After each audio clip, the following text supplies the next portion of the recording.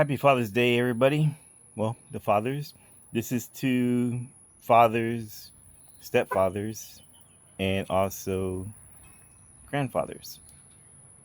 So went to the store, was driving back, and I was thinking, um, what can you do to improve being a father or just a man in general? And one thing I can think is in sessions, a lot of people bring up that they want to be the leader of the house, right? Leader of the household. Well, how do you do that? Well, one thing you do is you set the example.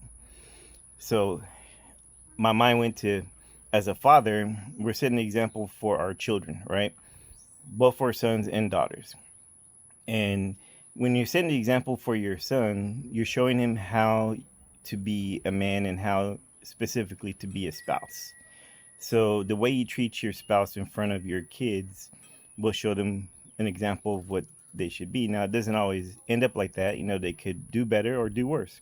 But in general, they're going to follow what they learn as a child.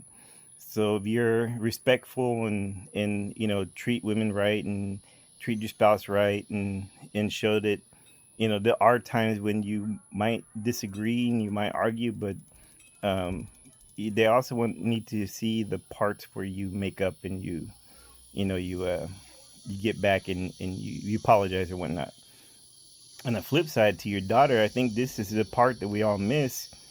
As a father, you're showing your daughter what kind of man that she wants to be with, as example that you show. In other words, she's going to be with a man most likely that's going to be like you, meaning if you're disrespectful to your wife or you hit your wife or you are verbally abusive, emotionally abusive, she's going to think that's acceptable. So just remember, men, as a father, you have a large responsibility. It's not always talked about, but just just some things to keep up on.